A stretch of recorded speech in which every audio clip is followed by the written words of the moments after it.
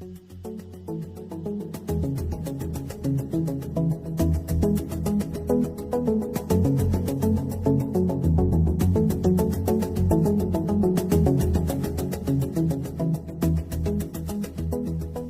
tarot and the zodiac are not external phenomena. They are not out there and should be considered living essences or archetypes within each individual. You are a living, breathing zodiac. The magician Aleister Crowley and the mystic poet William Blake recognized this fact and declared in similar ways that every man and woman is a star. The great German philosopher Friedrich Nietzsche penned these words, which aptly introduce and encapsulate the theoretical basis for the entire Taroscopic system. He said, "As long as you still experience the stars as something above your head, you lack the eye of knowledge." Theosophist Madame Helena Petrovna Blavatsky put the matter this way: when the planets of the solar system are named or symbolized, it must not be supposed that the planetary bodies themselves are referred to, except as types on a purely physical plane of the sevenfold nature of the psychic and spiritual worlds. Now, a taroscopic chart, like any divination chart, is a map delineating the interaction between the conscious and unconscious dimensions of being and the masculine and feminine aspects of the self. However, due to modern society's aversion to whole brain intelligence, the esoteric disciplines once revered by kings are all but deleted from serious concern, being relegated to the level of novelty and pseudoscience. And although there is a plethora of New Age books rolling off the assembly lines, few authors and researchers concentrate on the all-important relationships between the tarot and its sister disciplines, astrology, numerology, and Kabbalah. The divination arts of tarot and astrology are part of the Western magical tradition. They are the result of centuries of in-depth meditation on the meaning of existence, and are a bequest to us from adepts who knew what life is all about. Therefore, in our opinion, the time has come for the Hermetic arts to be presented and taught as the adepts of old intended. This means they must be considered, learned, taught, and practiced as one discipline. This is the message of the first card of the tarot, the Magician. The Magician has laid the symbols of the four suits together on one strange three-legged table. Now, esoterically, the suits represent the four elements, the four hemispheres of the psyche, and the four Hermetic arts. The fundamentally important mysterium of bringing fourness to oneness was encoded into the architecture of Egypt's Great Pyramid, which stands upon a square base and rises to a single point. The pyramid has a foundation of 4 and sides of 3. The magician's table has a square top and 3 legs. Is there an implied connection here? In our opinion, it is finally time for the reunification of science and metascience. The present age is a time for quantum leaps in understanding and discovery. It is certainly time for us to rediscover the true significance of the Hermetic arts. We can dispense with the New Age jargon and reverently employ them as our forebears once did. Old paradigms serve us no longer. They distract us from the great work and from realizing that each man is his own priest and each woman her own priestess. Working with the Hermetic arts initiates us into our true roles. They introduce us to our authentic life path, or Dharma, and help us to see through the illusions that plague inauthentic or karmic modes of existence. For millennia, they have been invaluable signposts for aspirants on the road of self-discovery.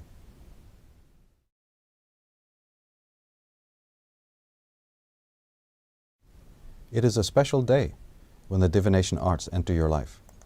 A very special day. It is not by chance that you've been drawn to these subjects. This very attraction constitutes the difference between yourself and the rest of humankind. It means that your guide is working for your best interests. It is offering you protection and wisdom and helping you become immune to the perverse and destructive elements of the modern world. It is leading you from the black squares of ignorance to the white squares of knowledge. It's leading you towards selfhood, the goal of the adepts. The guide is the higher self. It is the voice we must commune with on a daily basis. Originally, this communion was the goal of all mysticism, religion, yoga, and magic. The inner guide may be also described as a living oracle. In the magical tradition, it has been referred to as the holy guardian angel, the Ka, Karast, Christ, and Agatho daimon, or holy serpent. We meet him in mythology in the form of Anubis, Thoth, Mercury, Hermes, Herne, Merlin, and as Christ. The man who is guided from within frees himself from dependency on other people. He never has to seek guidance from the misguided, and hastens instead to attain the kind of life he's meant to live. The enlightened men of the past said that self-realization is necessary before God-realization. At the Oracle of Delphi, the phrase "know thyself" was inscribed. Well, to know oneself means to look into the right kind of mirrors, and the right kind of mirrors are the zodiac and tarot. Previously, we mentioned the importance of the first card of the tarot. Another revelation concerns the esoteric letter of the magician card. The letter ascribed to it is Beth, which means house of God. And although this is a reference to the Great Pyramid at Giza, it also refers to the human body, our own temple or house of God.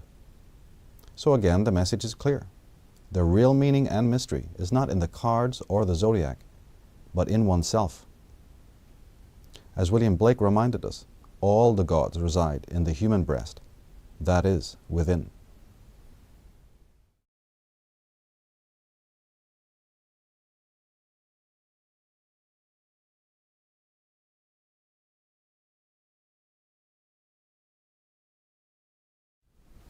We are all fascinated by archetypal mysteries. We can no more abolish them than we can stop dreams coming at night. Everyone knows their own star sign, and we toss coins into water for luck and pick them up for luck. We love games like snakes and ladders, cards, roulette, chess, and hopscotch. We blow out candles at birthday parties and make wishes and so on. It is all a vestige of divination and part of our racial memory. As Madame Blavatsky and Manly Palmer Hall, Carl Jung, Joseph Campbell, and others have shown, Western man has become spiritually stark naked because he has chosen to disregard the sacred traditions of the past. Precious gems have been thrown into gutters, so it is really no wonder that modern man is in a spiritually comatose state. Fortunately, we are gradually discovering just how advanced our ancient forebears were. We may delude ourselves about the past, but we can't pretend that the Great Pyramid or the Baalbek stone do not exist. There they stand as vivid reminders of the spiritual and technical eminence of the ancient adepts. However, these adepts did not only create marvels in stone, they were also spiritual architects. They were the creators of the Hermetic arts, which were deliberately designed to assist and guide good men in their spiritual development. They are the means by which one becomes hygienic. The morally and spiritually unhygienic person can make no progress on the road of enlightenment. Time may have passed since the days of the great adepts, but nothing has changed in this regard. The toxic and unsane man has no chance of attaining enlightenment. He can only misguide himself and everyone he encounters. Indigenous people of the earth curiously never proclaimed themselves to be anything like as advanced or civilized as those who preceded them. The tribes we think of as primitive know that great civilizations existed in the past. Sadly, these civilizations no longer exist, and the great adepts who built them are also long gone. But miraculously, their magnificent creations remain. The divination arts are a very special bequest to us from the enlightened masters of old. They are more than just relics of the past to be mocked and ignored. The tarot is immeasurably sacred. It has connections to the Egyptian, Hebrew, Irish, and English magical alphabets, to the Kabbalistic tree of life, to the chakra system, and the alchemical process. It is connected to numerology and to the physical orbit and movement of the luminaries and planets.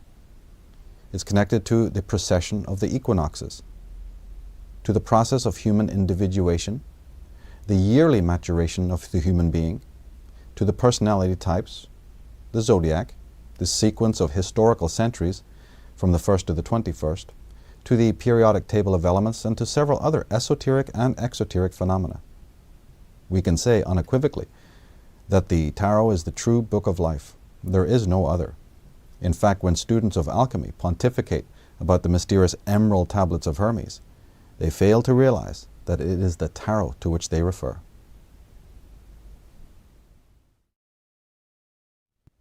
Many people develop a superficial interest in tarot. It's one of those subjects that becomes fashionable at certain times. Now there are totem tarots, self-actualization tarots, feminist tarots, art expression tarots, fetish tarots, humor tarots, and so on. Some of these packs do not present the complete deck, and worse, some have added cards. Reduction and addition serve to abolish the numerical integrity of the tarot. To the purist, these creations are not real tarots at all and are misnamed. The tarot is something very specific. It is fine if someone wishes to display or share their own personal vision, their quest or artistry by designing a deck of cards, but unless they're fully conversant with the numerical and geometric construction of the tarot, the book of life, their work does not qualify as tarot. One cannot make tarot subservient to their own mindset and only pay fleeting regard to its age-old principles. So let this be clearly understood. The true book of life has exactly 78 pages and is called the tarot. Moreover, if you examine card 7, the Chariot, and card 8, known as Strength, you will see that they represent the signs of Cancer and Leo. That is, they represent the moon and the sun. The number 78, therefore, symbolizes the coming together or celestial marriage of the luminaries. Now, esoterically, this has considerable meaning. Cards 7 and 8, like the tarot itself, symbolize the nucleation of opposites. The magnificence of tarot lies in its symbolic richness. The tarot communicates by way of symbols, colors, and numbers. The tarot may be described as a master chapter within the great book of symbolism, and we need to be symbolically literate to understand the tarot's profound wisdom. Then we can correctly decode what the cards reveal to us during a reading or a meditation. Symbols have been used by all major cultures, and naturally, there could be no advancement to higher forms of language and communication without them. Whether in the form of hieroglyphics or hierograms, mandalas, and yantras, or tankas and sigils, they can only be fully understood with the whole brain and not merely by the left brain's linear circuitry. Scientists studying cognition and communication have discovered that there are at least 240,000 miles of neural threads in the human brain, enough to stretch from the Earth to the Moon. On every micrometer of these threads, there exists 250,000 units of information. This data is, however, recorded only as pictograms or composite images, and not as words. Words are of time, whereas symbols are of eternity. And when you look into your mind and see your own thoughts, it is images that you see appearing before you, not words or sentences. Jews and Christians are prohibited from making graven images of God. The commandment against graven images comes before the prohibition against killing. And we also read that in the beginning was the Word. However, it goes without saying that before the Word of God, there must have been the symbol of God. Words define the creations and exploits of men, not God. In order to know the latter, one must develop symbolic literacy, and studying the tarot is the most apposite way of developing this capacity.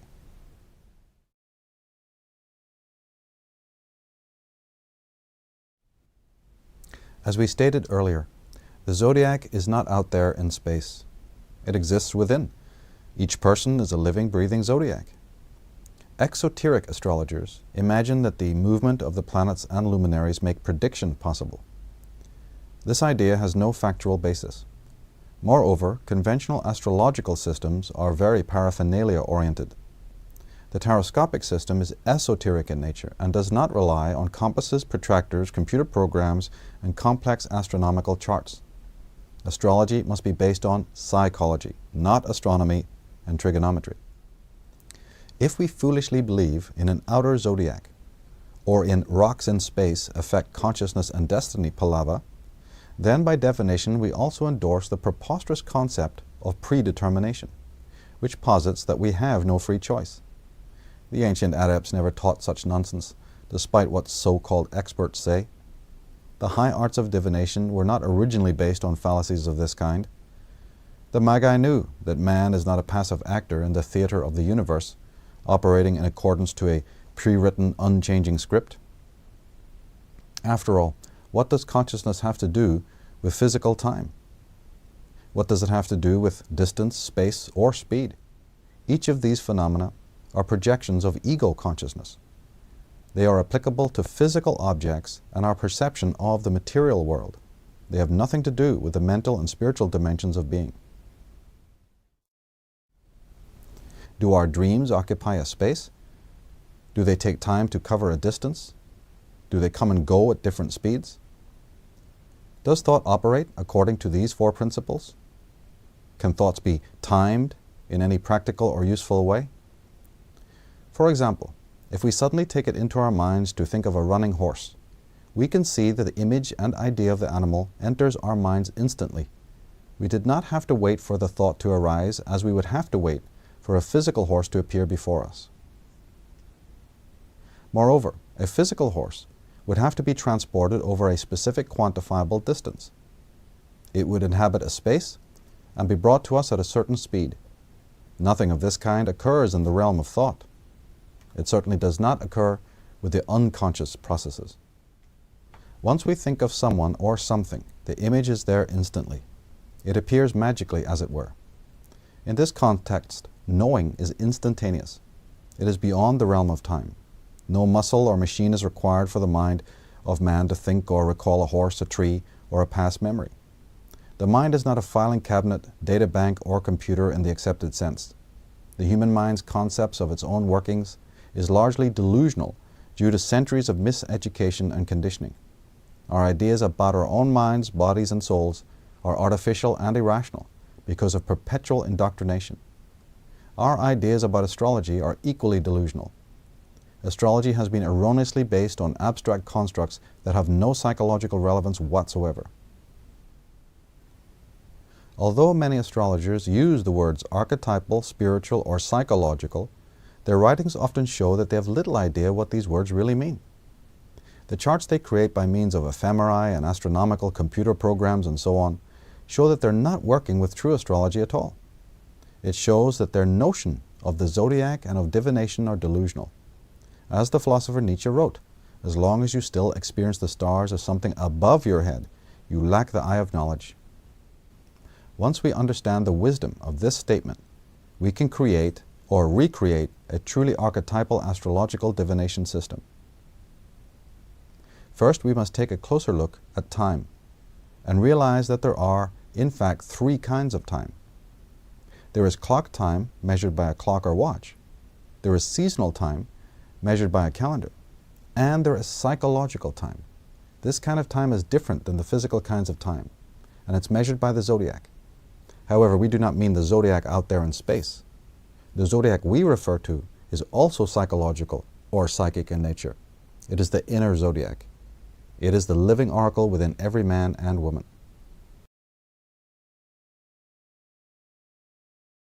Are well known. In fact, we're all veritable slaves to them. They're certainly not doubted. But the lost truth is that these first two forms of time originate from the third. This is why they all feature 12 divisions, 12 hours, 12 seasons, and 12 signs. To adhere to the first two forms of time and ignore the third is sheer insanity. It is responsible for the disorder and disempowerment so prevalent in the world. Imagine living for a week or a month without your watch or calendar. Give it a try and see what happens. Your life will be in disarray. Now magnify this to the soul level and see the predicament of the psyche. There it is, afloat on the ocean of existence, lost in the labyrinths of matter without a thread. The universal intelligence did not intend our lives to be this way. It gave us the means to navigate safely through each and every sea and storm of life. Therefore, we will do well to bring the high arts of divination into our lives, because they are the compasses and charts we've been missing.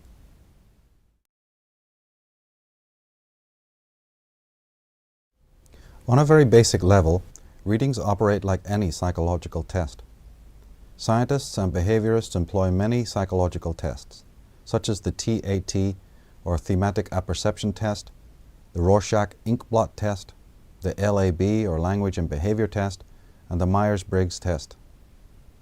There are many others that are accepted by academics. For example, for years researchers at Stanford University tried to determine how many psychological types there are. Finally, they came up with 16. Well, curiously, the character cards of the tarot, known as the court royals, which represent the very same types, are 16 in number, and the tarot is centuries old. Basically, the tarot works in the same manner as a common thermometer. When you go to the doctor, he pulls your records and pops a thermometer in your mouth. You give him an opinion about your malady and, hopefully, the correct diagnosis will be made. It's somewhat the same situation when you have a reading. Your record is your horoscope or spread. The chart or cards take the temperature of your psyche, so to speak. That is, of the emotions and the unconscious mind. The ancient adepts were, in effect, the first behaviorists or depth psychologists.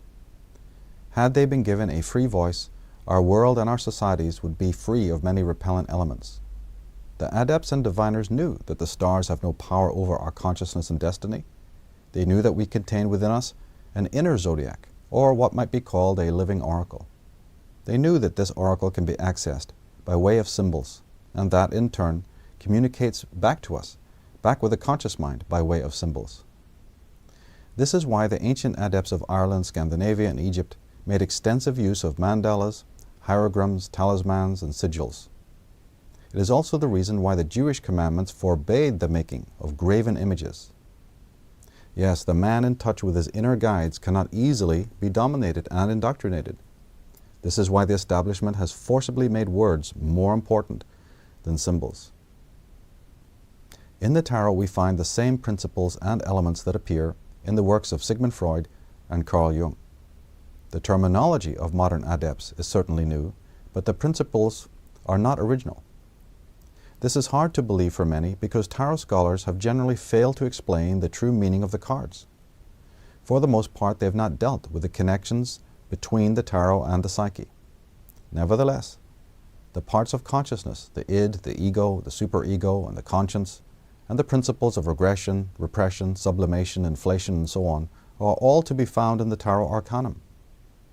Carl Jung studied astrology, alchemy, and the meaning of mandalas.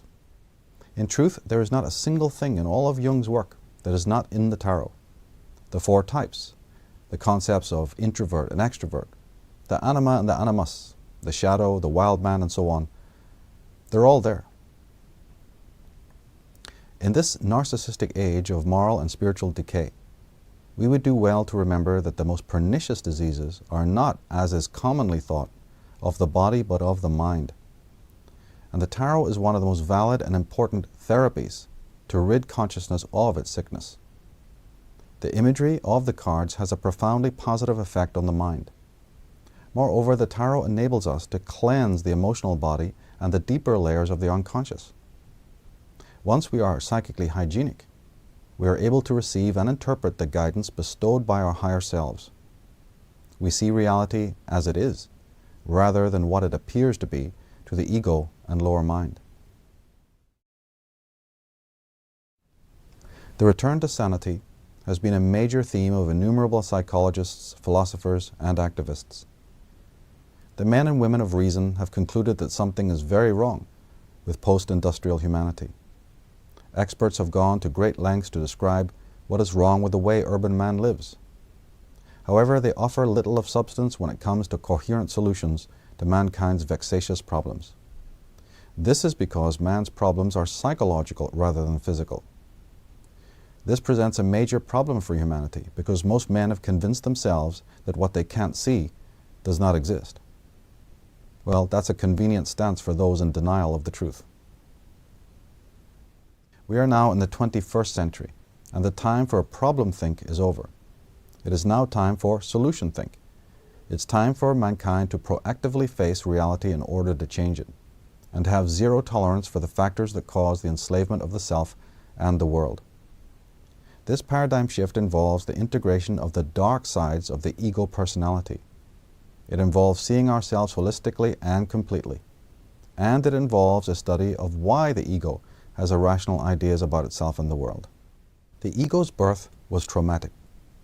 It is nothing less than the ghost that has arisen from the grave of the self. Moreover, the ego came into existence recently. It became the center of a fragmented consciousness. Before the birth of the ego, men enjoyed a consciousness that was whole. This level of awareness is no longer available to most human beings. Indeed, the ego can never comprehend the magnitude of the consciousness that existed before its dominion. That state of awareness still exists within us and is referred to as the unconscious. The unconscious contains psychic personalities, referred to as archetypes. These personalities, so to speak, are regarded by the ego as external objects. They are regarded in the same way as worldly objects. That is, the ego does not regard the excluded content or archetypes as part of itself. This is because the ego is extremely defensive, so much so that it has banished vitally important aspects of its own nature. The tarot and the divination arts helps us to open portals of communication between conscious and unconscious hemispheres of mind. As the stained glass windows of a great cathedral filter raw sunlight, the 22 arcanum filter, as it were, the energies of the unconscious, so it can be of use to the ego. Light that is too direct can burn and desiccate a garden. But when the light is directed correctly, and when its intense rays are properly diffused, the garden yields many a fragrant tree and flower. Well, so it is with the garden of the mind. Astrological charts and tarot spreads map the rites of passage that each human being must experience during their lives. There is no way to avoid these rites of passage. We could not avoid being born, and we cannot avoid death. We cannot avoid the other rites that occur between birth and death. We can, however, know a great deal about them. We can find out when they will happen, and we can prepare to navigate them correctly. This is the choice of sane men. When we successfully negotiate the challenges that arise during the rites of passage, we pass from the horizontal plane of our limited ego life to the vertical plane of selfhood. We transcend karmic existence and become one with our Dharma or true life purpose. The average person will experience approximately 7 major rites of passage during their life. The more awakened person can have more, and the symbolically literate, self-realized person's life may be considered one continuous rite of passage. Either way, as we said, the rites cannot be avoided. Psychologically speaking, they are unavoidable stages of maturation. They can be times of emotional transformation and spiritual revelation. During a rite of passage, we often encounter resistance from authority figures and can be forced to deal with strange inner compulsions that disturb our equipoise and compromise our domestic and social security. For most people, the rites are usually experienced as uncomfortable and even alarming deviations from the sunny horizon sought by the ego. They are interruptions in the routine or punctures in the bubble of normality, which is anything but. Due to these detours and periods when the wires become crossed and frazzled, we can find ourselves doing very strange things. The rules of the game evaporate and even appear grotesque, and the advice of other people is about as useful as a signpost in a ghost town. The obvious rites of passage have been recognized by mainstream psychologists and philosophers for some time now. They may include birth, entrance to school, puberty, leaving school, the first sexual experience, the first job, a marriage, giving birth, the loss of a parent or a similar significant trauma, the astrological Saturn return, as it's called, divorce, menopause, retirement, and death. There are many others, such as moments of betrayal or punishment for misdeeds and so on, not to mention the various euphoric experiences of a creative, religious, or mystical type. Now, each person's ego life has its own particular rhythm, movement, and duration. That unique rhythm and complexion is revealed in our birth chart. The more unique a person's character, the more unique their individuation process will be, and the more distinctive the rites of passage leading to the final stages of life. The final stage, known to psychologists as the individuation, was known to adepts, mystics, and alchemists. They frequently used the symbols of a cross, a square, or a cube to connote this stage. They also referred to it in their writings by the terms quartering and quaternity. Reaching the final stage of the great journey brings one to the cube throne, or great ashlar, In the art of ancient Egypt, we see the god or pharaoh seated upon a cube. In the Christian tradition, we hear of the crucifixion of Jesus upon a cross. We read of alchemists and the process known as the squaring of a circle. We hear of the prophet Ezekiel and his fourfold vision of God. We see the square turning up in the 4 cardinal points of the zodiac. It has been subtly incorporated into the designs of the major arcana in the same manner as it has been on yantras and mandalas. Wherever the symbol of the square is found, in the arcane tradition, it symbolizes consciousness becoming whole.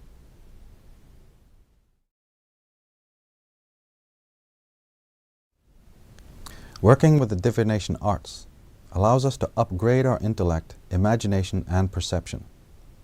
When our psyche is hygienic and operating from a high frequency, we move with greater speed towards our Dharma or authentic life purpose. We're also protected against the many negative influences and viral messages that pour in from the world to besiege the mind and make us toxic and unsane. Today, most people are massively overstimulated by the stuff of the world. Their minds have been overwhelmed and their critical faculties have frozen. In the place of reason, we have faith and belief. But faith and belief do not contribute to the healthy progress of civilization. On the contrary, they bring about the fall of civilization. Many people think the magical arts have little to do with reason. This is not true. This notion is common only because irrational charlatans have abused the esoteric arts. The divination arts are essential for proper intellectual development. They involve number, symbolism, color, and geometry. They involve astronomy and psychology and provide us with the deepest insights into the nature of man. They should be employed in our everyday lives and are as valuable as physical maps and compasses. They are certainly as valuable as any living guide or counselor. If you work for another person, you are fundamentally disempowered. This is a fact. If you're not permitted to make decisions in a relationship setting, or practice the religion you choose, or play the music you desire, or dress your own way, or be with whom you wish, then again you are disempowered. If you're out of your center, disconnected from your core nature, vulnerable to the influence of others, then you are disempowered. The world is your master, and the misguided are your guides. The man who knows he's here for a higher purpose, but who chooses to do nothing about it, lives in perpetual frustration and anxiety. He becomes dependent on other people in the same mess.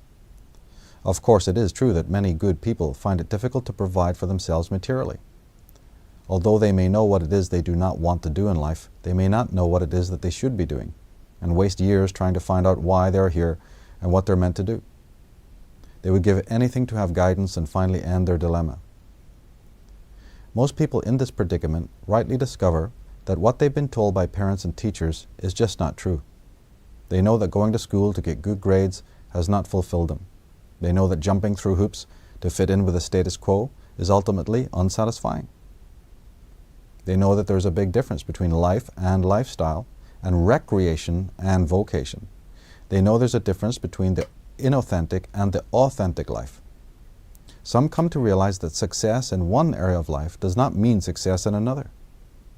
The man who gives these matters deep thought realizes he is not alive to simply labor for other people and become yet one more oppressor. He knows his dependency on the world must end if he is to be his own person and truly progress.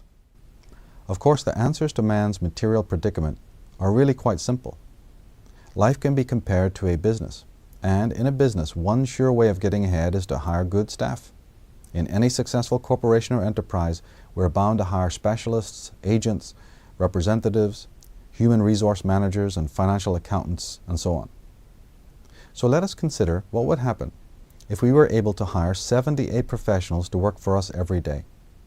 What would happen if we had 78 experts at our disposal? And what would happen if each expert had at least 10,000 years of experience and worked for 24 hours without needing a break? What would happen to our business if our team were 100% loyal and if their work was of the highest professional caliber? And to top it all, what if they exacted no wage or salary for their contributions? With personnel like that, What would be the odds of our success? Well, there are already 78 professionals at your beck and call every time you lift a tarot deck off the table. What, for instance, would happen if you had a family of 78 members, each working in complete unison towards a common goal? Would this not be a force to be reckoned with? Well, although it may sound strange, the 78 archetypes of the tarot are our family members. They represent aspects of our own being. It follows that we need to get in contact with this archetypal family as fast as possible. In each of us there exists a living oracle made up of 78 facets or archetypes. And this oracle can be consulted. It can provide us with the answers we need on any subject. The oracle provides the direction we need to excel and succeed in all areas of life. To ask any other source for our answers and guidance is nothing less than an act of blasphemy. So we can see that the disempowerment we experience exists for a reason. It is the direct consequence of our refusal to consult the archetypal intelligence within our own being. It exists for a reason, and there's something we can do about it once we realize the truth of the matter. The tarot is an external oracle that represents the internal one. The arcanum are an archetypal alphabet. They're a language we must learn in order to communicate with the living oracle. Once we open direct counsel with the living oracle, we get our answers. We begin to find out what life is all about and receive the instructions we need for our welfare and success. We get the protection, security, and empowerment we erroneously believe comes from other people in the world. The world's written history has been tampered with by the despotic plutocratic forces that have kept humankind in servitude for millennia. This fact is known to the man of intelligence. As the philosopher Jean-Jacques Rousseau once aptly wrote, the falsification of history has done more to mislead humans than any single thing known to mankind. And let us not also forget Voltaire, who wrote, "History is the lie commonly agreed upon." Fortunately, words conceal many secrets about the past. An examination of the original meaning of certain words gives us insight into history. When it comes to written languages, such as English, we find it is mostly the vowels that interchange over time. Generally, consonants remain as they are. Moreover, ancient written languages such as Greek, Egyptian, and Hebrew did not commonly use vowels. Bearing this in mind, we can learn a great deal from a study of the word tarot. The word is primordial. During the early dynasties, the supreme mother goddess of Egypt was known as Tarut or Taurt. As time passed, she became known by other names such as Nuth, Mat, Maya, Hathor, Isis, Serke, and Sophia. In later times, she became known as Mara or Mary, from Meri, meaning beloved. That is right. The original Madonna was Taurt. From her name we derive terms and names such as Ishtar, Ashtaroth, Astarte, Star, Tara, Tiamat, Thoth, Taurus, and so on. The word tartan is a derivation of her name, and so is the derogatory slang word for women, tart. Members of the solar cult demonized and rebuked members of rival cults. A worshipper of the stellar goddess Taurt was ridiculed and scourged as a tart, in the same way that a worshipper of the lunar goddess was ridiculed as a lunatic, a monster, or a sinner. Other defamatory words used in the Bible is harlot. This word originally came from Herodulai, which actually means sacred woman or beloved one. There are many such mistranslations of this kind in the scriptures. The word Tarut was later pronounced with a soft H, like Taruth, thus giving us the familiar word truth. The word tarot and the word truth, therefore, have the same meaning. It follows that if one is seeking truth, to seek out the tarot. In Arabic, the root ta means hidden or secret knowledge. In Anglo-Saxon languages, the strong T sound was softened to ch or ch, so tarut becomes charuch or church. A church is obviously a place of worship. However, the actual church is not a building. It is the tarot. The goddess name Circe is also a derivation, as are the words Turk and Kirk. Kirk means church in Scots Gaelic. The name Circe is the origin of the word circle. This is an important clue pertaining to the divination arts of tarot and astrology, because the zodiac is always depicted as a circle in the heavens. And likewise, tarot cards are often laid out in a circle. The word thought has its root in thoth, which has its root in tarot.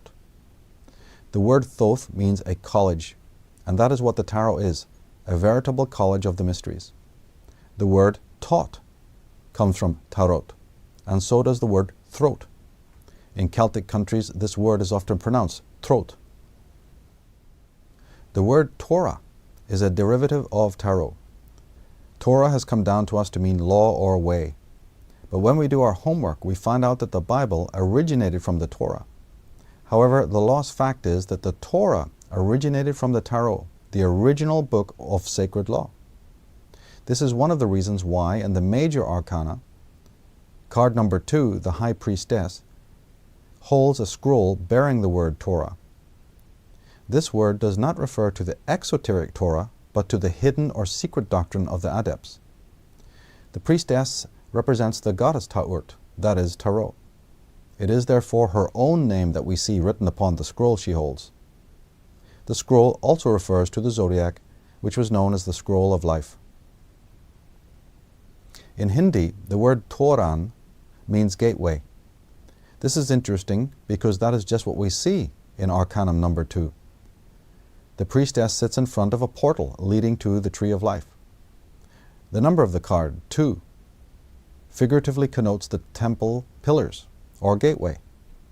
This subtextual message in this card is that the High Priestess is herself the portal to the mysteries. Of course, we understand that she represents Isis or Ta'urt, that is, the starry heavens. The word ratio may also derive from tarot. Ratio means measure, relationship, harmony, and order. The goddess Ta'urt is depicted throughout the major arcana. We can see her in cards 2, 3, 8, 11, 14, 17, and 21. It is interesting to note how the female figure was, in many decks, replaced with male characters. This travesty can also be found in relationship to the signs of the zodiac. Particularly in the case of Libra, Aquarius, and Sagittarius, we find the original feminine imagery obscured. In each case, the major arcana preserves the true imagery and correspondence of the astrological signs. The name Tarut was known as a goddess epithet far outside Egypt. In Ireland, to which the Egyptians traveled, we have the word commemorated in Tara, the capital and seat of the kings. Moreover, Tara is situated in the 5th province of Ireland, that was called Meath or Meath. This word may also be akin to the goddess named Maat, who was an early version of Ta'urt. Indeed, it is not improbable that the Egyptian pantheon originated in Ireland. In any case, the goddess Maat was connected with the concepts of law and justice.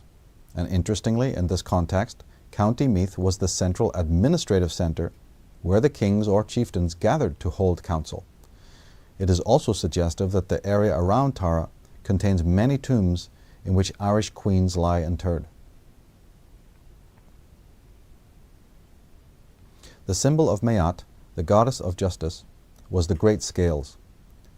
We can still see the image of the lady with the scales over modern courthouses. Although the architects have given the goddess a Grecian appearance, she was native to Egypt and Ireland long before the rise of Greek and Roman culture. Maat was also connected to balance, fairness, and division. The hierogram for her name was akin to our modern fraction, a half. This may be the reason why the scales of Maat appear as the symbol for the sign of Libra, which is halfway through the zodiac, the halfway point of the 12 signs of the zodiac. In any case, the root ma, M-A, turns up in many other words, such as mother, matter, matrix, mate, matrimony, marriage, middle, master, math, measure, matriculation, and so on. In Sanskrit, the word Tara means woman and also star. Well, curiously, Arcanum number 17 which is known as the star, depicts a female. Above her head, the artist painted a large star, connoting Sirius. According to the etymology, then, this female goddess figure with a star above her head can only be the goddess Ta'urt or Tarot. If you go to the text tour, to the pages entitled The Egyptian Origins of the Tarot, you will see our explanation of each card's particular imagery and numerology, and how each card of the major arcana relates directly to a definable aspect of Egyptian cosmology. The analysis we present clears up once and for all the quandary concerning the origin of the tarot. Now, the ultimate question asked by believers and skeptics alike concerns how the tarot and zodiac enable prediction. How do they provide insight into questions concerning character, personality, vocation, and destiny? This question has not been sufficiently dealt with by most writers. The answer should be known to those within the cognitive sciences, to behaviorists and psychologists. Unfortunately, most specialists in these fields are not that interested in occultism or divination. This is the reason why the truth about the divination arts has hitherto not come to light. In order for tarot and astrology to work and yield results, they must be connected to consciousness. In fact, we cannot understand the nature of the tarot or the zodiac without understanding something about the origin and evolution of consciousness. We humans possess an inner sense of knowing. Some have called this sense intuition, some the still small voice or guardian angel. Others call it the God force. Skeptics are more inclined to call it instinct, but nevertheless they cannot doubt that in certain important situations some kind of superordinate intelligence kicks in for our protection. Regardless of the epithets and terminology, if this force does indeed exist, then we need to find out how it came into existence, how it operates, and how to get into direct communication with it. The Taroscopic system rests upon these three questions or themes which go directly to the heart of the connection between the divination arts and human consciousness. Revealing the connections between the tarot, the zodiac, and human consciousness is best explained by way of numerical analogy. Originally, consciousness was merely a primitive sensory mechanism. The neocortex did not exist, the mammalian brain did not exist, and thought as we know it was non-existent. Consciousness, for want of a word, was at a rudimentary or primal stage. The cerebral spinal system was then a single fragile ganglion. It is from this rudimentary stage that we have inherited our understanding of oneness. However, this stage, the first stage, itself developed from a more rudimentary stage, that of nothingness. And this protean, uroboric, pleromic state is numerically denoted by 0. Of course, no one can conceive or point to something that is actually nothing. Nevertheless, we do have the concept of nothingness within our minds. This nothingness was often symbolized by the waters of the primordial abyss and by creatures such as the snake, crocodile, and reptile. Other so-called demonic creatures have been used to connote this primitive stage. We still use terms like reptilian and mammalian to connote the early cognitive stages of consciousness. The single ganglion, or rudimentary ego, was oriented towards the inner world of the id, that is, towards the unconscious realm. We can imagine it, as the Egyptians did, as a single infinitely delicate petal upon a single lotus or papyrus stem, rising from the waters of oblivion. From this stage of singularity there arose a secondary apparatus. This was to furnish a center that could respond to external phenomena. With the advent of this ganglion, we have the primal bifurcation pictorialized in the world's cosmogenic myths. This act of primal scission is cryptically described in the book of Genesis. It is also depicted in myths that deal with the dividing waters or luminaries. In these myths, we read accounts of light separating from darkness, heaven separating from the earth, the sun dividing from the moon, and the male dividing from the female. In mythology, there is also the recurrent motif of the twins. In Egyptian mythology, we read of the evil Set and his good twin Horus. In the Old Testament, we have the tales of Adam and Eve, Cain and Abel, Jacob and Esau, and Christ and Satan. In Sumerian mythology, we hear tell of Enlil and Enki. In the Arthurian legends, we have the story of Arthur and his Mordred. We have Sir Balin and Sir Balan, and Tristan and Mark. And in the legends of Scandinavia, we hear of Odin and Loki. In Celtic legends, we hear about the fair and dark sisters. When consciousness developed to the bicameral stage, we gained an understanding of two-ness. The entelechy continued through the centuries. From the stage of two, like a fleur-de-lis, there arose a third apparatus, which had the job of administration. It served to process and synthesize the experiences of the two antecedent ganglion. After the advent of this third ganglion, we developed an understanding of threeness. And at this stage, consciousness rested for a time. The third stage of consciousness was relatively stable. The titanic and threatening forces from within and without, which assaulted the vulnerable ego, were kept somewhat at bay. This is why threeness is considered an archetype of harmony and beauty. Traditions and doctrines which feature or exalt threeness, such as the Christian tradition with its Trinity, relate to earlier levels of consciousness. Eventually, from the third stage of consciousness, there came a new stage, the fourth. This stage of consciousness is the one experienced today. Of course, the earlier stages are not gone or forgotten. We experience each stage simultaneously. Modern consciousness is an amalgam of all the previous stages.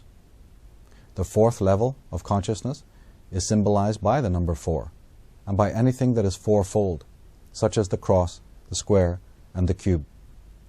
Interestingly, we see these symbols turning up in the iconography of every nation and tribe in the world. Fourness is synonymous with order, security, stability, and manifestation. Competent psychologists know all about the 4 hemispheres or modalities of consciousness. Carl Jung named them the intuitional self, the rational self, the emotional self, and the sensational self. As we said earlier, the 4 objects on the magician's table represent these 4 hemispheres of consciousness.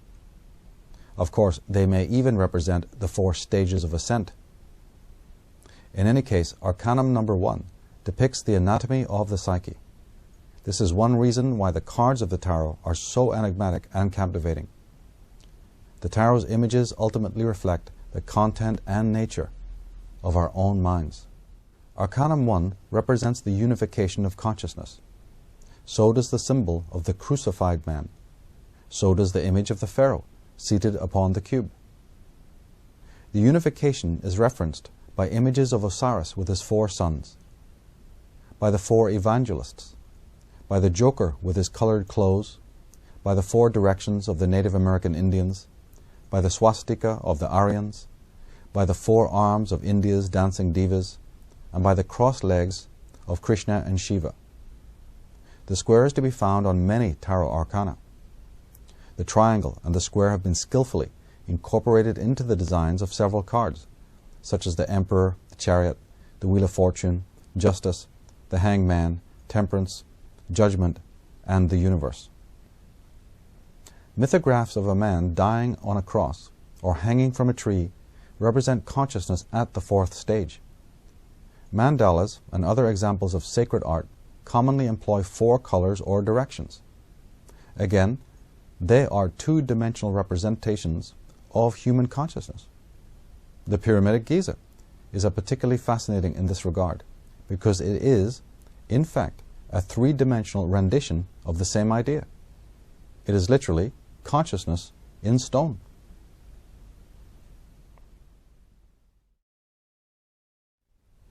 The Christed men represent the next step in the phylogenetic evolutionary process that we have briefly described.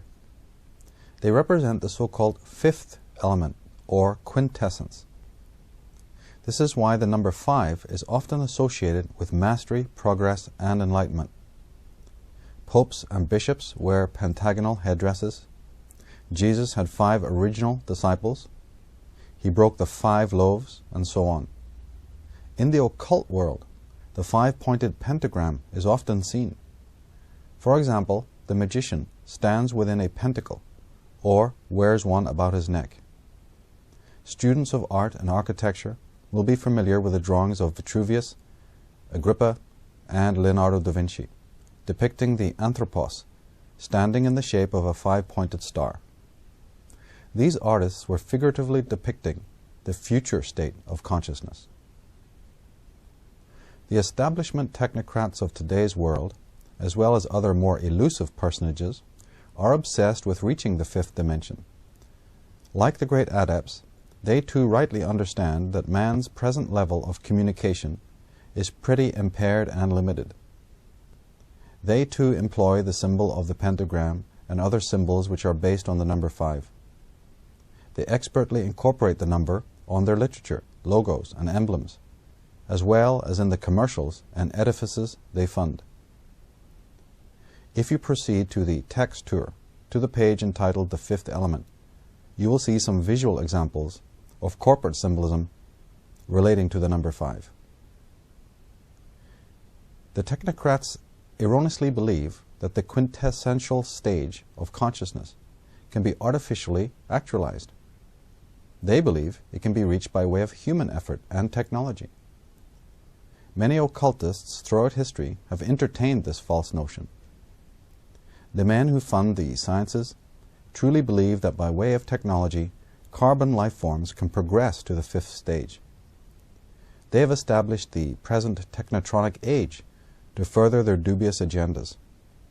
They dream of the organic computer and the post-human world.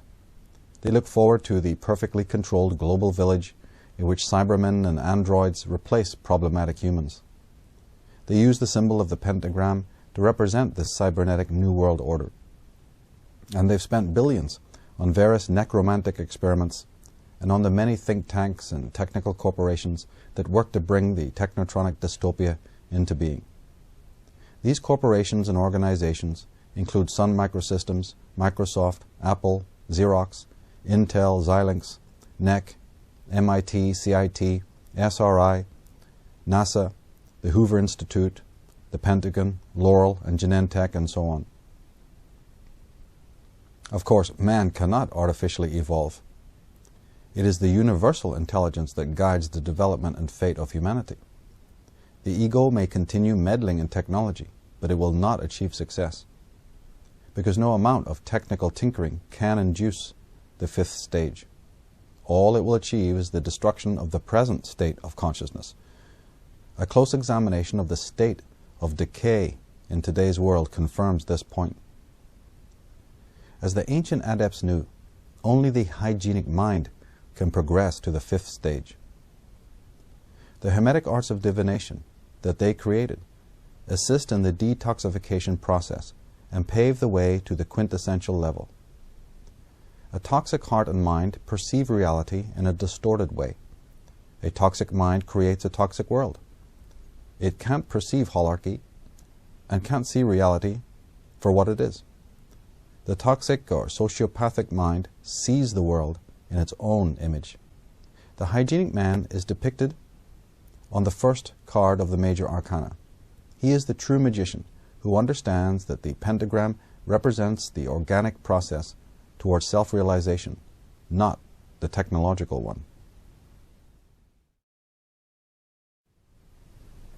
The bifurcation and organic development of human ego consciousness was a process known to the ancient Magi. If we examine the intriguing plates of the Papyrus of Hunefer, also known as the Judgment Scene, in the Book of the Dead, we will see images that serve as cryptic depictions of the phylogenetic evolution from the first part to the 5th. This so-called Judgment Scene is very sacred and enigmatic and has been completely misunderstood. Moreover, the so-called Book of the Dead was originally entitled The Book of Coming Forth by Day. This title clearly refers to the negentropic ascent of consciousness. In front of the pharaoh, rising from the waters on which his cubic throne rests, we see a lotus or papyrus shoot. The shoot rises as one then clearly bifurcates into two, then further divides into three, and upon the three petals we see the final four. Then, to emphasize the connection to consciousness, the four sons of Horus, or Osiris, are shown standing upon the lotus. They are the final outgrowth of the plant of consciousness. These four sons are called the guardians of the directions, the cardinal points. They are not depicted as life-size for the simple reason that they're not meant to represent sons of a physical type. They are archetypes. They represent the four psychic hemispheres within the being of every man and woman. This famous papyrus, then, depicts, among other things, the origin and development of the human psyche. The secrets of the psyche were later rediscovered by psychologists such as Sigmund Freud and Carl Gustav Jung. In short, the pharaoh is the fifth element. He sits above the throne of four. He is the result of all that comes before. The antecedent stages may also be described as the mineral, vegetable, animal, and human. In this sense, the pharaoh transcends them all. He is the risen one, the quintessence or meta-human. This is the reason why he has his arms crossed in front of him. He is the quartered or crucified one. Interestingly, a cube, when opened up into its planes, makes a perfect Latin cross. Seen two-dimensionally, a cube describes a perfect hexagram or Star of David. So we ask whether there is any real difference between the image of Christ quartered on Calvary and the pharaoh quartered on his cubic throne.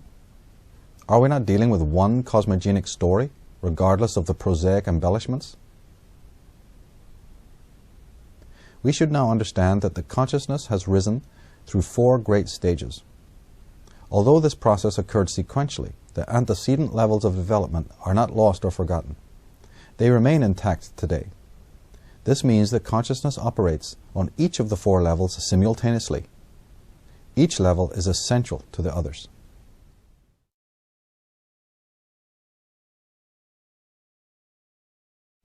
Once consciousness arrived at the fourth level, it gained a semblance of psychic and physical security which it will not easily relinquish. To understand why the tarot and other divination arts work, we must understand something about the third and fourth stages of consciousness particularly. The numbers 3 and 4 were very important to the ancients. After all, there is a reason why the Great Pyramid was made from squares and triangles. Those shapes were incorporated for good reason. The architects of the pyramid knew that they were constructing a stone replica of human consciousness. To stand within the Great Pyramid is to stand within a three-dimensional simulacra of one's own mind. And this is the reason why people have uncanny experiences inside the structure. It explains why certain structures of this kind apparently carry curses. Actually, there are no curses per se. It's just that these structures are based on perfect proportions and harmonics, which cannot easily be violated by toxic energy. The human body has its antibodies and defenses, and so do sacred structures and precincts. Strangely, consciousness chronicles its own genesis and journey. The story of psychic progress is subtextually recorded in the world's various myths and legends. The scholar Joseph Campbell had an inkling of this. In his writings he refers to the hero of 1,000 faces. Perhaps he understood that the great solar hero, who turns up in many myths, represents the human ego. The ego is the hero, the champion of mythology, who slays the monsters of the deep, who rises to the peak of success, and who finally descends into oblivion. The cards of the tarot also depict the great journey of becoming. Presently, the ego is at the fourth stage. This fourth stage is an outgrowth of the three previous stages. And, as we said, consciousness operates on all four stages at once. Consciousness is also able to combine the stages to expand its power. To use our numerical metaphor, the 4 can combine with 3 to make 7 or 12. The first, second, third, and fourth stages can combine to make 10. Interestingly, the symbols for addition and multiplication are crosses. Symbolically, the cross not only represents the number 4, but also the number 10, as in the Roman numeral, the X. The reason why fourness plays such a large part in our world is because it is a category of consciousness. Fourness plays a large part in the divination arts of tarot and astrology for the same reason. If something exists within the mind of man, we can be sure to find it in the world of man. And if you go to the text tour page entitled The Fourth Phase, you will see many examples of how the archetype 4 turns up in our lives. If we add the digits that make 4 in the Pythagorean manner, we discover an important secret about the nature of consciousness. 1 plus 2 plus 3 plus 4 equals 10.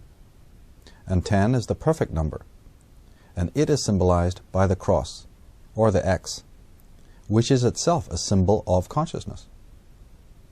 Now we understand why there are such profound similarities between the Egyptian and Christian mythologies and iconographies. In Egyptian art, we see the pharaoh quartered. His arms are folded in the shape of a cross. He sits upon a cubal throne. In Christian art, we see Jesus on the cross, spread out to emphasize the quaternity. On either side of his cross are two others, while 3 times 4 equals 12. As we said, 12ness is also an important mental category. The name of the first god of the first dynasty of Egypt is Atum. This is where we get the word Adum. The Hindus have their Atma or Atman. Additionally, the Egyptian Aton and the Phoenician Adon and the Grecian Adonis and the Nordic Odin are renditions of the same deity who represented the first cause. We also get the word atom from the primordial Atum. Greek philosophers, such as Zosimus of Panopolis, identified the letters of Adam with the 4 elements. And he was right. Esoterically, the letters do indeed correspond with the 4 psychic elements or hemispheres. Numerologically, the word Atum is extremely interesting. Its letters, amazingly, are 1, 2, 3, 4, which equal 10. Now the word Adam gives us 1, 4, 1, 4, but that also equals 10. One of the reasons why Adam is 1, 4, 1, 4 is partly because of the human hands. That is 1 thumb and 4 fingers. 1 thumb and 4 fingers.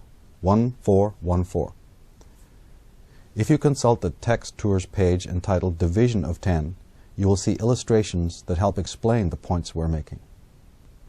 We only have to examine the religious art of the world to see how often heroes, saints, and deities are shown in close proximity to squares, triangles, and crosses. The gods Aton and Adon are the basis of the Jewish Adonai or Jehovah.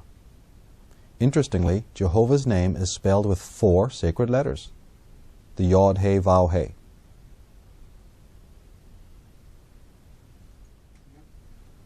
The word pyramid is supposed to be derived from fire, thus signifying that it is the symbolic representation of the one divine flame, the life of every creature. John Taylor believes the word pyramid to mean measure of wheat, while Piazzi Smith favors the Coptic meaning, a division into 10. So says Manly Palmer Hall in his book, The Secret Teachings of All Ages. The pharaoh's crossed arms are also an ideogram for the division of 10. This is because 10, or At-10, is man. The pharaoh represents the human being who has ascended from the lowest levels of consciousness to the level of the meta-human. There are several other examples of this mathematical and geometrical premise, the division of 10. One is Moses coming out of the holy mountain in Egypt with the 10 commandments. Of course, there are 2 tablets with 5 commandments on each, hence division of 10. And the sacred mountain is not Sinai, but the Great Pyramid, the real holy mountain in Egypt. There are several stela and cylinder seals from Mesopotamia depicting a king seated, like the pharaoh, within an enclosed precinct on a cube-shaped throne holding the ring and rod. These 2 emblems represent royalty and also the unification of opposites. Specifically, they represent the union of the feminine and masculine polarities. They also represent the division of consciousness, the division of 10. After all, the number 10, 1, 0, is quite literally a ring and a rod. If you go to the text tour page entitled Division of 10, you'll see the relevant illustrations. Early carvings show the goddess Lilith with her arms symmetrically divided, with each hand grasping the ring and the rod. In Irish iconography, we see Herne, the forest god, sitting in a yogic asana, holding a long coiling serpent, a rod, in his left hand and a torque or a ring in the right hand. The Irish Herne was the prototype for the Grecian Hermes, god of healing, magic, and wisdom. Today we are accustomed to seeing a magician or conjurer holding a wand and a ring. That ring is often shown as a top hat. From that hat or ring he pulls an endless supply of paraphernalia. This is to symbolize the feminine womb, which teems with life. The magician's hat or ring is the womb symbol. The magician's wand or rod symbolizes the inseminating phallus of the male. Modern computer language employs the same ring and rod symbols, the 1 and the 0. These are occult sigils, and they represent intelligence of every kind, be it digital or organic. During the Renaissance, and even before, artists and architects depicted Adam with his arms divided to form a fourfold iconograph. This image was painted by the architect Vitruvius, by artist Leonardo da Vinci, and by occultist Cornelius Agrippa. These masters knew that the 4 and the 10 represent the ascent towards illumination. They knew that the number 10 represents spiritual androgyny. It represents the chemical wedding, that is, the unification or nucleation of opposites. The most important numbers arise from the multiplication and addition of the primal tetrad and its factors. From addition and multiplication of 3 and 4, which were the latest stages of consciousness, we get 7 and 12. No one involved with the subjects of religion, mythology, or psychology can deny the importance and prevalence of the numbers 7 and 10. They are certainly important when it comes to the occult tradition, as is the number 12. The important discovery concerns how these numbers got to be so prevalent in the world around us. They are to be found in the world around us because they were projected there by the mind of man. The mind projected its own template onto the outer world. As a result, the mind gained needed security. Psychic energy and physical energy harmonized. An interaction between the mental and physical worlds was made possible. In a similar manner, as a projector throws a beam of light onto a screen, casting images that are taken for reality, so has the human mind thrown out its light, its consciousness. The net result was that man attained his being in the world. He cemented himself in his environment and saw that it was good. This is why 3ness, 4ness, 7ness, 10ness, and 12ness are to be found on every level of existence. Consciousness has projected them there. The phenomenal world has subsequently taken on the shape of man's consciousness. And if you go to the text tour page entitled The Division of 10, you'll see many examples we've provided showing the prevalence of the numbers 7 and 12.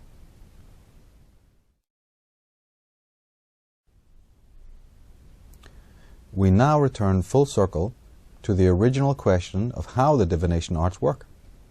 How do they reveal what they do about our lives and destinies? We have read a brief description of how human consciousness ascends through the 4 phylogenetic stages and how this process has been commemorated in the great myths of every culture and epoch. We've discovered that this mental template increased or extended to 7, 10, and 12 divisions. This plastic mental template allowed the mind of man to interrelate with reality. In time, the template was projected outward onto the matter or phenomena of the universe. The night sky was the first place to receive man's mental projection. In other words, the zodiac is literally a projection of consciousness. This is the reason why the zodiac incorporates the 3, 4, 7, 10, and 12 templates. These are hallmarks of the zodiac and of the psyche. The former is merely the mirror of the latter. The projection of our psychic architecture gave birth to the zodiac with its 12 signs, 7 planets, 4 elements, and 3 modalities. We have organized external phenomena on the template of the internal world and bonded physical and psychic energy. We have turned our minds inside out, so to speak, in order to feel acclimatized and secure in the universe. The process continued until all external phenomena were circumscribed by the psychic projections. The mind of every infant born partakes of this activity from the moment it enters the world. And because it's all happening subconsciously, the conscious mind ends up thinking that the universe is inherently encoded with the categories it has projected there. This is the reason why it is commonly believed that the zodiac and the planets have some magical effect on consciousness. So now we see that divination is legitimate and possible because both the zodiac and the tarot are founded upon the 3-4 and also the 7 and 12 ratio.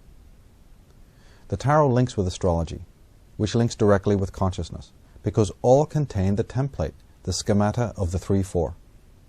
Therefore, we cannot understand the operations of the zodiac or the tarot without an understanding of mental dynamics.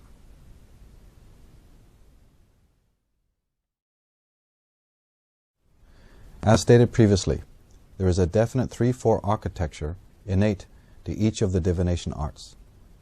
The adepts of old incorporated this particular structure into the divination arts, so they would operate as analogues of human consciousness.